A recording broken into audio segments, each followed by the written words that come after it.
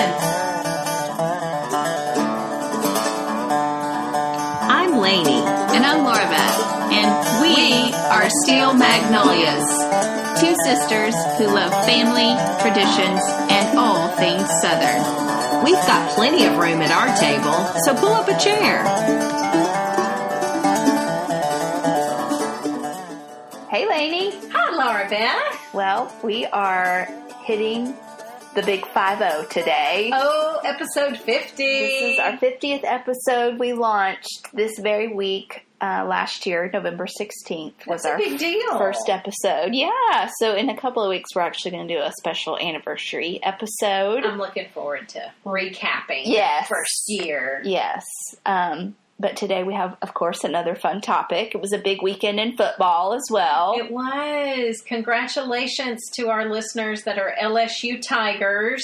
That's right. Taking on those Alabama Crimson Tide. That's right. Well, we even had the president and first lady in attendance of that big game. That's a big deal. If you can get the Yeah. president to come to your athletic function. That's true. I bet that was quite the feat getting Air Force One to Tuscaloosa. But anyhow, Today we are going to be talking about holiday pacing, something that we could all use probably some sharpening in. to enjoy the most that you can out of the season. It's the most wonderful time of the year, but really only if you're not stressed out to the max. Right, or going in massive debt, which we don't want to do True. either of those things. Yeah. Well, I think this is going to be good. Yeah. Most of the things I'm saying, I'm not preaching to anybody but myself. Yeah. On this stuff, but let's dive in. All right. Talk to us, Lainey. What you got? Well, I just wanted to start by saying you can't do everything, and you can't be all things for all people. Well, that's true. Amen to that. So that is my starting point. We need to print that on an 8x10, frame it, and put it with our Christmas stuff right on top. Do you remember one time we were shopping together and you were like, oh my gosh, Lainey, I need to buy this for you. It was like a to-do list kind of thing that said, just say no to the sign-up sheet. Yes. So Because, true. y'all, I can sign up for too much and not enjoy any of it. That's a big problem in the holidays because there's a lot happening. Even, and we're saying holidays because we're doing this early enough to talk about like Thanksgiving. All Yeah, of it. yeah. But yeah, and I'm a people pleaser, so it True. can be problematic. My heart is right in all of it. Mm-hmm. It's just that I spread myself too thin. Mm-hmm. So I'm going to be talking to our faithful listeners, but I'm also talking to myself. Are you going to listen to this episode once it comes out? I think it's important to do it this early, though, so that we literally can prepare Yes. ourselves for this. It is. It's all about preparation. It The is. word Advent that's used this time of year, and people do Advent studies. That is the literal meaning is preparation. In that context, it's talking preparation for Jesus and the coming of his birth, and then of course the second coming of him. But that It's all preparation about is preparation. important. Let every heart prepare him room. That's right. But we gotta have room for things. That's right. You can't prepare if there's no room. So I think it's important to start by having a conversation, with yourself, but also with your spouse, your family, your friends, your children. Yes. Just about setting yourself up for success with intentionality. That's good. Yeah.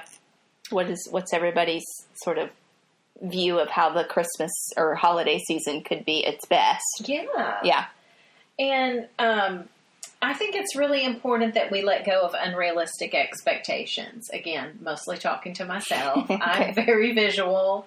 I have these painted pictures of, how each step of Christmas should look. Yes. And smell and just the decorations and the foods and all of that. And if the expectations are unrealistic, you're going to be disappointed time and time again. Yeah. So I think back to a particular story that I think is kind of funny.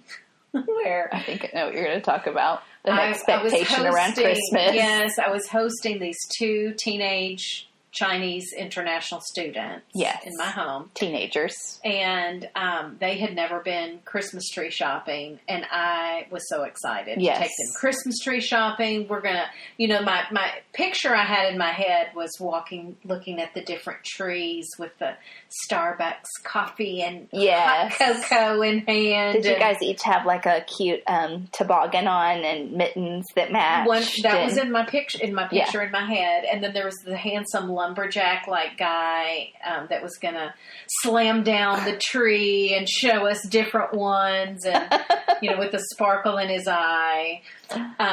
None of that happened. Okay. So when I asked them about going to Starbucks, they instead wanted to go to Sonic. Mm-hmm. And they wanted onion rings, which smelled up my car for 2 days. And not at all the peppermint mocha that I had in mind. They were short on staff at Home Depot, so I was sweating, pitting out, trying to slam down different trees to get a good look and see what they looked like. And I'm the one doing all I was going to say, they're munching on their onion rings, watching you do all this. It wasn't at all what I had hoped. We still had fun. Yeah, different. Just different. So anyway, having realistic expectations. Yeah, we laugh now. I mean, but I know you really did come home mad. Frustrated about the whole scenario. Yeah. And of course they didn't want to help me get it in the stand or decorated. I did all that alone. Yeah. So there you go. And now I know what it's like to have teenagers. But most importantly, I think it's good for us to ponder, what are you celebrating? Oh, that's so good. Yeah. What is this about for you and your family? And if you don't have an answer to that, pause.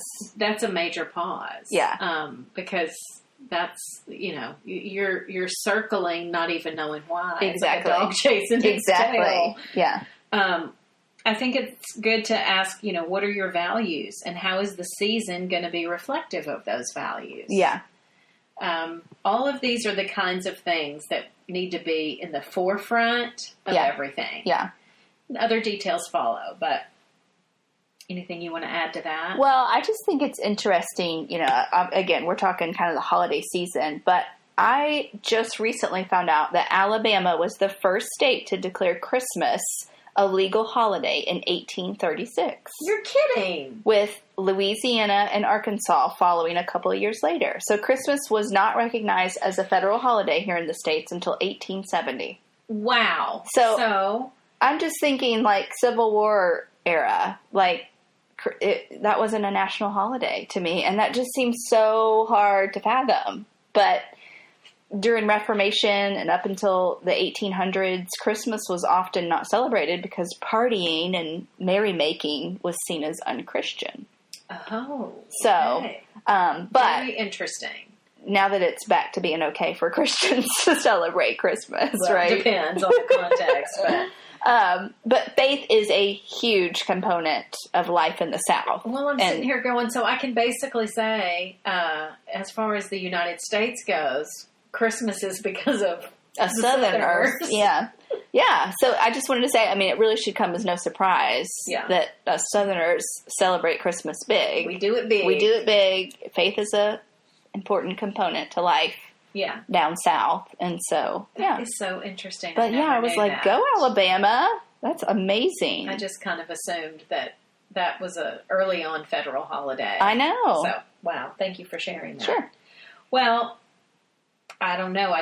Lots of things that you need to take into consideration when you're looking at, just mindfulness of the season to come. How's your health? Mm-hmm. How's the health of your family and your friends? Yeah. That's a real consideration on how much you can say yes to. Yeah. And not even just in events, but in decorating and cooking. Yeah. All of that. If you just had surgery, the wreaths may not be hanging on the windows this year. Exactly. And that's okay. Right. Doesn't mean that tradition has now gone forever. Right. Yeah. Yes. 2020, they may be back up, but just take into consideration those kinds of things. In asking those questions, if you feel like you're feeling really good, maybe you need to help out the person that just had surgery. Exactly. If you don't have time to pull out all their decorations, maybe you can just do their mailbox. Yes. Just do their kitchen table or something. So they have some joy. Yeah. Oh, there's always needs. There's always needs. And just looking at what do I have a lot of and what do I not have a lot of. Yeah. Be that if you don't have a lot of money, you got time, there's something you can do with that. Yeah. If you don't have a lot of time, but you got a lot of money, there's something you can do with that. Like there's always a way to find joy in the season. Yeah. Another question to ask is just, have there been significant changes this year in your family? Maybe you've added a new family member with a marriage. Yeah, or a baby. Yeah. Maybe you've lost a family member with a death. These are all things that you need to consider when you're thinking through how Christmas is going to look. Military service, keeping people away. Somebody's not there for job purposes or, travel. That's big. Yeah. If you've just been through a divorce, it's a real time of, if you don't want those constant reminders that come at Christmas, you may need to travel this year and just do it completely different. True. So that it's not, that's good, setting yourself up for a lot of sadness. Maybe and something great could come out of that. That's right. Our seafood dinner that we have at Christmas Eve every year came from us looking for a new tradition. That's right. Post-divorce and laying a menu out of a Christmas meal we love. Yeah. So we didn't have Christmas ham for the first time. We chose seafood, and we've done it every year since. That's right. We love it. So, I think that there is beauty to be found. But we do have to look at those questions, because if somebody's literally grieving a loss, you don't ignore it. No. You just know that this year this is going to be a little different. Yeah. And we're going to try to find the good parts. Yeah. And that kind of thing. And I also just wanted to touch on the fact that, along with a lot of that, loneliness, depression, and grief are all very accentuated this time of year. Yeah. I think part of that is because of the Hollywood movies and because of the Instagram, where we see these snapshot images of what looks like perfect. Right. But every family has hard stuff. And I would throw anxiety in the mix of all of that. Yeah, it goes, because don't you think, I don't know, do you think, I guess I should say, that our anxiety in this current generation, those living today, not just our age group, but those living today, are at a different level than our predecessors? Absolutely. 100%. I think that, and you can even, I hate to even mention it, but look at the suicide rates are so high now, and I think a lot of that comes from these unrealistic expectations. Right. That these images are putting in our mind that aren't even real. Like our grandparents didn't know what they didn't know. That's right. So, the only comparison they would have had is the next door neighbors. The neighbors. I mean, that's where the phrase "keeping up with the Joneses," right? Isn't that from like people that you saw, not the Joneses Instagram account, but like now we see literally. The wealthiest Thanksgiving table. I know. And it's like, okay, mine's not going to look like that. Right. So, yeah. But, and I think it's I didn't want to brush over it. I'm not going to go into great depth, but I just think sometimes you need to take time to get wise counsel from a friend on how to handle difficult situations. Or maybe you take some of your Christmas budget, I'm not kidding, to maybe get in a therapy session or two or something. I mean, if it's an incredibly difficult time of year, why just sit in that difficulty? Right. Find ways to address what needs to be addressed, because it's real feelings that you're having. But Agree. I do want to say you're not alone in it. Yes. There's so many of us that are feeling that. Yeah. And loneliness does seem to be heightened because you don't have somebody to go to the party with or whatever. But don't be alone and lonely. You can be lonely and still grab a buddy to go do something with, and go ahead and go to the church service, or go ahead and go to the, and not be alone. Yeah. No, the lie is that exact thing. You're the only one that fill in the blank. You're the only one that can't afford gifts. Yeah, it's so not true. So that's why you're so depressed. Whatever. Yeah. So, Well, talk to us a little bit about, like, prioritizing some of our mindset we all have to do and that, things. right? Yeah. You can't do everything, and you can't be all things for all people. Amen. They keep saying that. So, what activities do you enjoy the most? I think that's a good question to ask. Yeah. And we could ask that later. Yeah. And talk about for our family. But, Yes. Ask your spouse that question. What's really important? You may be dragging your family to events that they don't even enjoy because you think that they would. Because you just do it every year. It's what y'all do. It's our thing. Yeah. Yeah. Oh my gosh, tell that story you've told before about Deanne that we go to church with. So I love this because Deanne is she's a great cook. She's a go-getter. Yeah. Like she just knocks the stuff out, right? And she was telling me a story about her son had brought home something from school where it was, what do you most look forward to for the holiday break? And his response was time on the couch.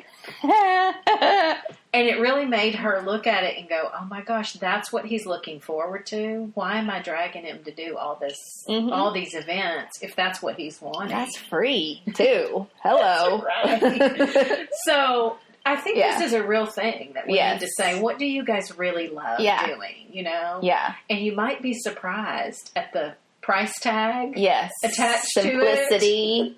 Yes. And you may be dragging them to things that none of you are really, right. It's just exhausting. Just somehow it got into your rhythm and y'all hadn't stopped since. Yeah.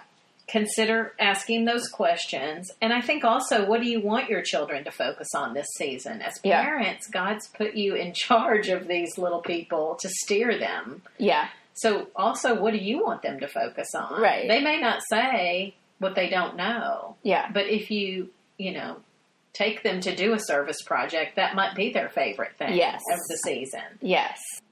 And I would say, just to interject real quick, a change of scenery can do wonders. If you're having trouble figuring out what Christmas or this holiday season should look like, or you want it to look like for you or your family or you and your children or you and a friend. Like change of scenery, meaning get out of town. Oh, okay. Go over to the Smoky Mountains for the weekend. Okay. Schedule a tour over at Biltmore in Asheville. Do a candlelight tour over there. Go to a small town that's having a Christmas parade because yours is, not doing theirs this year. They've grown up too big and now they don't have the cute small town Christmas parade you miss. Whatever. Yeah. I just think seek that out. Yeah. If you're having trouble figuring, and even if you're not having trouble, those are just wonderful Southern Christmas types of things to put in. So. Well, I think once we've got kind of our high priority things on the calendar, right? Yes. Like the most important things that reflect your values. Yes. Put those down first, and then you can build from there and say, okay, how much time do I even have off work? Yes. How much time do the kids have off school? How much can we feasibly do and enjoy, right? It's really tricky with the amount of time that students get off. Versus parents. Full-time work. Yes, that don't match up. Yeah. So, agree. Thinking through some of that and how to best utilize that time off. Or not. If you've got a real small window, you've got a really difficult time to prioritize. Like if you only have Christmas Day off. Yeah. Figuring all of that out. Yeah. And nobody can answer these questions but you. Exactly. But that's what I'm just saying. Just look at all of these different aspects. Thinking through even combining things can be good sometimes. Where, if I love baking cookies and so does this friend of mine and I've been wanting to get together with her anyway, maybe the best thing we could do is bake cookies together. Brilliant. Yes. Something like that where you're really best utilizing time. Yeah. Now, you wouldn't want to invite a friend that doesn't enjoy doing that to do that with you. But, Well, that was actually one way I got to be around a kid before I had an opportunity to have a kid of my own was a friend that has a son that was going to be baking cookies invited me as a single person just to come join them. I was like, sweet. This is great. Yeah. Because I don't have any nieces or nephews, so I'm not around kids, but I'd love to bake cookies and so. And that's even a way to, get time with friends and really savor the season together. Right. Yeah. Agree. another piece that I think is really important to have a successful season is to stick to your budget.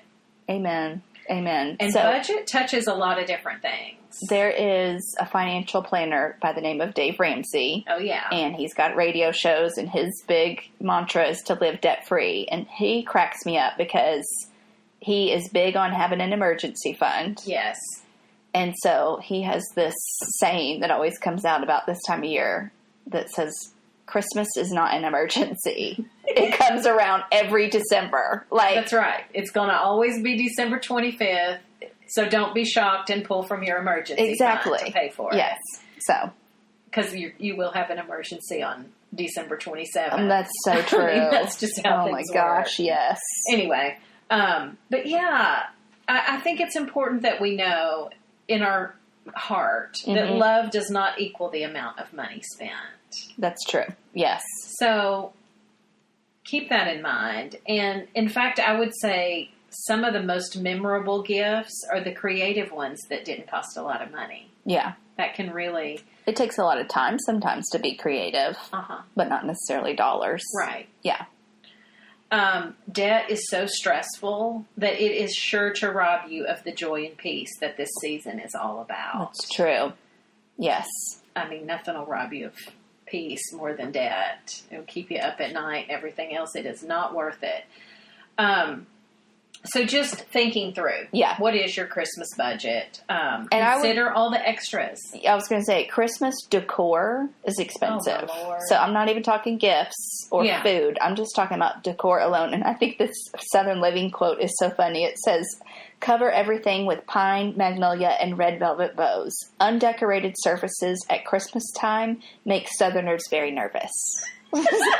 This includes the mailbox. That is so funny because I think that's kind of true. It is true, and there again, do everything big. I mentioned the mailbox because that's real. That's a Southern trait to a home. In fact, some people, I think, just a side note, only decorate the mailbox or decorate it first so that everybody thinks that their home is now done, decorated. But it's really they hadn't seen the inside. But yeah, and there's even like fundraisers that different school groups that do that will do to come decorate your mailbox. No. Anyway, it can be very expensive, but it doesn't have to be because the South has so much natural Christmas beauty that you can bring inside, from berries to poinsettias to magnolias, and magnolia, and pine cones, juniper. Yeah, all of that can be. And the beauty of it is you just put it all together and put it in a trash bag, and it goes out after it makes the most fragrant fire pit. Well, that's true too, but it's not going back up in the attic. But you don't have to have storage around. Oranges make for great decor. That's not expensive. Yeah, so good. Well, I do think it's important that you think through all of these extras. The decor. I know I have to have more. Well, I shouldn't say have to. I put more money into food at Christmas than I do a normal month. Absolutely. There's even more luxury items you serve up. Yeah. Thinking through if you're doing cards and postage. That's got a fee. Very expensive, yeah. Ticketed outings. If you're going to plays or movies or all of that, there's a price tag with that, and may even need to have a dinner out as well. Yeah. Wrapping paper. But this is something that we're like, we don't skimp on that now. I know. But some people are like, oh, even the gift. That's an afterthought. Or that's not a priority. But for us, we're like, no, it's got to look good. So all of those are things you need to take into consideration. And you can have a successful Christmas on a lighter budget, but you've got to think through all of this. Like maybe this year you don't get to do the Christmas cards. Right. Or if you don't enjoy doing it, then don't do them anyway. Yeah. Like it should be bringing joy. Exactly. Or do a dozen and not 150. You know, if your hand's cramping up and you're all, and you're grumbling the whole time, then why are you sending it? Exactly. Just asking those questions. What's important? What am I celebrating? That's Where's my heart on all of this? don't try to keep up with the Joneses. I wrote that to myself because we all can have that tendency where I'm like, oh, she had that at her party. I want that at my party. You know. Who are these Joneses anyway? I want to look that up, where that even, the genesis of that came from. Well, I mean, today, common last name. I think it's just meaning the whoever's. Well, today it's everyone that you follow on Instagram. Or maybe you should unfollow. That might be a good way to start the season. Oh.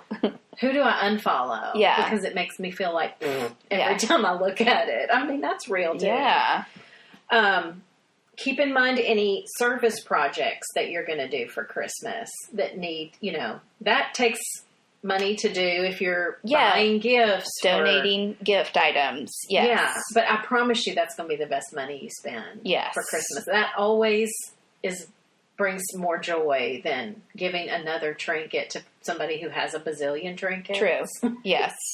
That's getting shopped by multiple people. Yeah. And in fact, something that I wanted to mention just for discussion is this whole mindset of young people now of owning less. They don't like a lot of clutter. Mm-hmm. This is a thing. Oh yeah, like minimalism. Yeah. It's a real thing. And so that's something to consider too in gift giving is I would like to have this trinket. Right.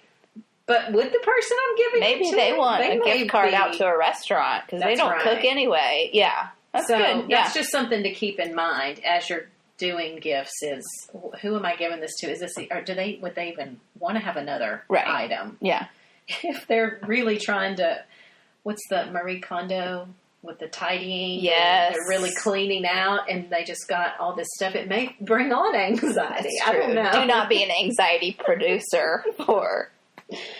Others. I do love events or I love quality time with people. Yes. And so I think that is a good gift for me is let's go do XYZ together instead of another thing. Yeah. So. Yeah. That's a good point. And I mentioned quality time. That is actually one of the 5 love languages. It is. A book that was very popular. Yeah. Came out in the 90s, but really didn't hit the bestseller list till mid-2000s. Okay. So. It is actually really good, I think, and very much worth reading to know about your people. For sure. Your spouse, your family members, your friends. Your coworkers. Hello. There's a 5 love languages for the workforce. Okay. Now that would be fascinating too, but the concept of this really does play into family dynamics and even how to show your love. Right. And how you receive love. Right. We won't go into all of the depths and of not that. just love in the sense of romantic love. Right. Like how you're encouraged, how you're spurred on and motivated, Yeah. A lot of the stuff that the Enneagram is sort of pointing to now, too. But the 5 love languages is even kind of easier to follow because it's just one of 5 that you probably are geared more towards. So my strongest was touch, which is kind of no surprise that I would go into massage, right? Right. And your strongest was... Was it words of affirmation? I feel like that was your highest one. And quality time was second. And that was my second, was quality time. Yeah. The other 3 are... we've said 3. Touch, quality time, words of affirmation, acts of service. Yes. And gifts. Gifts. So those are the 5 different love languages. Gift people are almost the most obvious to me. Just because it's so tangible. They're always bringing gifts. Or they're always talking about gifts. Which, are we part... Maybe our third is gifts. Maybe. I don't know. I do love... to give gifts. Yeah. And it's not always just a new gift. It's I made this pie, but I made 2. Yes. So I'm gifting you, And I think sometimes that can seem just the name of it can sound like, oh, you're shallow, you're into gifts. But it's not about expensive things or having a lot of things. It's just that is a way that makes you feel loved. Yeah, that somebody thought of you. Exactly. To do something. Yeah, you were on their mind and they did that for you. Yeah. So I just think that is worth knowing about your people, especially when we're talking the holidays. And that's good. It's good to know, if your person that is acts of service, they would feel more loved maybe by you cleaning out their car and than you buying them another thing. That's true. Or that kind of thing. Yeah. So just knowing that can make you more successful in showing love. That's good. Anyway, The 5 Love Languages by Dr. Gary Chapman. Check that out. Go get it. If you haven't. So. That probably is the conclusion of our prioritizing, right? We should talk about our calendaring. Can we talk how do we plan ahead and not get caught by surprise with there's just so many all invites the stuff that come, so many options, so many things going on in your city, in your town. Yeah. So once you've had those conversations with your friends and your family about the most important things, and you've got those on the calendar, then I think you should build from that. You may already have all you can handle. Right, because there's annual things that are just from how many people are in your life. Yeah. And you've already got a bunch of things. But that just stinks if that's the case, because that leaves no room for spontaneity. But yeah, that's true. That is how some people roll. What are you going to say yes to, and what do you need to say no to? Yeah. Because for everything you say yes to, you're saying no to something. Exactly. Even if that's no to sitting on the couch. That's right, which might be a very important thing. That's not, that's not no to another event, so. And continuing to look at your possibilities through the lens of your values and goals for the season. Mm-hmm. I think it's important to think about, do you prefer large group settings to see a whole bunch of people at one time, knock out a whole bunch of interactions? Or do you prefer having just 2 or 3 people over? Right. I remember a friend of ours one year, she had a Christmas party. Yeah. And at the end of it, she just did not feel like she had gotten time with people like she wanted to. Yeah. So the next year, I remember her saying, I am doing 2 small dinner parties. Yeah. For just 2 or 3 people. Yeah. Because I'd rather get more talk time. Right. Instead of just, hug and moving on to the next person. Yeah. So. And it depends on, I guess, like you started this conversation, why you're doing it. Because I did a Christmas party once and had a lot of people there and just felt very spread thin the whole night. Mm-hmm. But the reason I wanted to host the Christmas party was because I knew a lot of these people didn't have work parties that they were also getting invited to. They may not have a ton of functions. Yeah. So I wanted to create a young person sort of Christmas party. And that's sweet. I was doing it really for other people. Yeah. And so I didn't love it because it was almost an act of service for you. Way too many people. But I hope have something fun. Yeah. Cultivate some fun. I hope others liked it because it gave them a night out. So anyway, that's sweet. Depends on why, what the purpose is. I think it's important to consider: are you going to be hosting, or are you just attending other people's events? Because if you're the host, let me tell you, that means a lot of cleaning to prepare, a lot of cooking, perhaps. Yeah. It's just you're taking on several days or several steps, not just the hosting. Yeah. So that's something to take into consideration. Do you have enough time off to really tackle this? Yeah. That kind of thing. But, I'm even thinking I know this is sort of off topic, but it doesn't have to be a menu that is per se holiday. Like, I'm thinking about the family that we know that does every year at their Christmas tree decorating party. They cater in this Mexican restaurant that's up quite a ways from the rest of where people live, but it's so good. Yeah. And so it's a treat for that sense that a lot of it just don't get to frequent the restaurant very much. But it's Mexican. That doesn't have anything to do with December or holidays, That's true.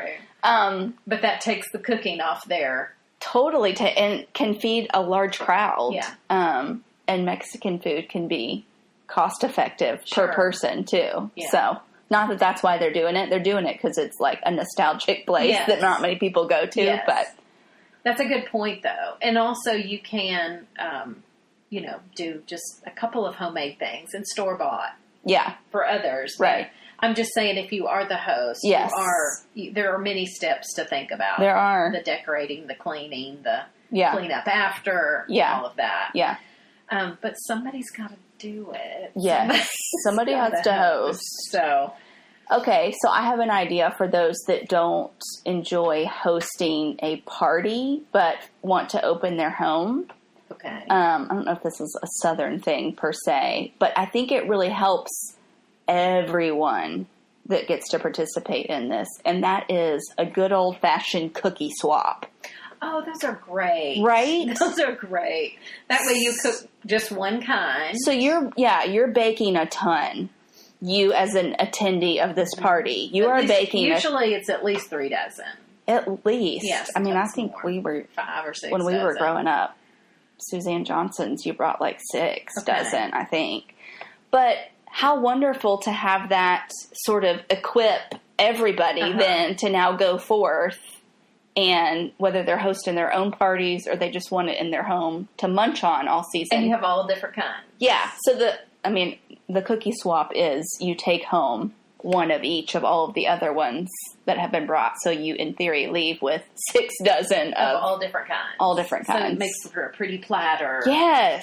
Yeah. Or you could even divide those up and use them as gifts. Yeah. And now you have, So that's something, if you didn't want to host the big Christmas party yourself, you could host that, and then that would be really helpful for others that are hosting to already have their dessert tray taken care of because they got a bunch of other people good. I love that. participating. Another thing I wanted to talk about is just discuss lowering our expectations of cleaning and decorating. Okay. This may seem off topic, but I got tickled thinking through this discussion subject. And I was thinking about, as a massage therapist, I think it's so funny how many people get on the massage table and they'll say, "I'm sorry I didn't shave my legs." Okay. The reason I think this is so funny is because I have often been the one to say that if I'm on the massage table. Yeah.